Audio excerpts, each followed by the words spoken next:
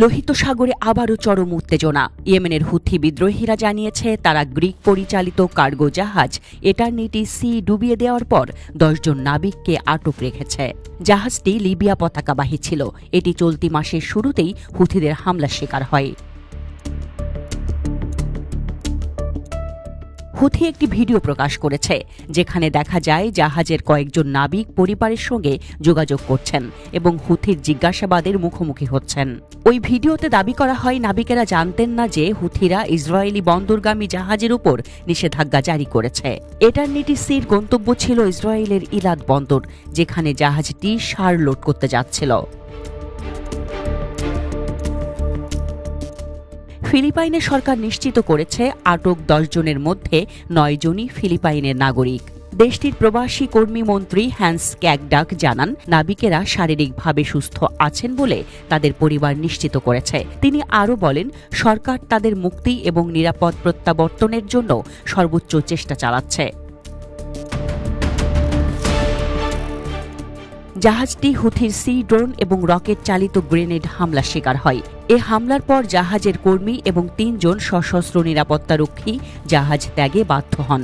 বেসরকারিভাবে পরিচালিত এক উদ্ধার মিশনে 10 জনকে জীবিত উদ্ধার করা সম্ভব হয়, তবে 5 জনের খোঁজ মেলেনি, যারা মৃত বলে আশঙ্কা করা হচ্ছে। এটা ছিল জুলাই মাসে ইয়েমেন উপকূলে ডুবে যাওয়া দ্বিতীয় গ্রিসের পতাকাবাহী জাহাজ। এর আগে ম্যাজিক সিজ নামের আরেকটি গ্রিক জাহাজ হুথির হামলায় ডুবে যায়। এভাবে একের পর এক হামলা হুথিদের নতুন কৌশলেরই ইঙ্গিত দেয়।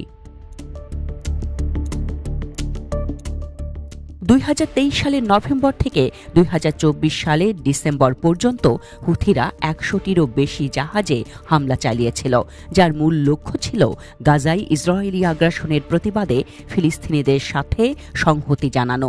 এসব হামলায় আন্তর্জাতিক বাণিজ্যিক নৌরুট মারাত্মকভাবে ক্ষতিগ্রস্ত হয়েছে। সম্প্রতি হুথিরা ঘোষণা দিয়েছে তারা এখন 4র্থ ধাপের সামরিক অভিযানে রয়েছে, যার আওতায় যে কোনো দেশ বা কোম্পানির জাহাজ যদি ইসরায়েলি বন্দরের সঙ্গে যুক্ত থাকে তবে তাদের হামলার লক্ষ্যবস্তু করা হবে। এদিকে গ্রিস সরকার জানিয়েছে তারা একটি উদ্ধারকারী জাহাজ লোহিত সাগরে পাঠানোর সিদ্ধান্ত নিয়েছে।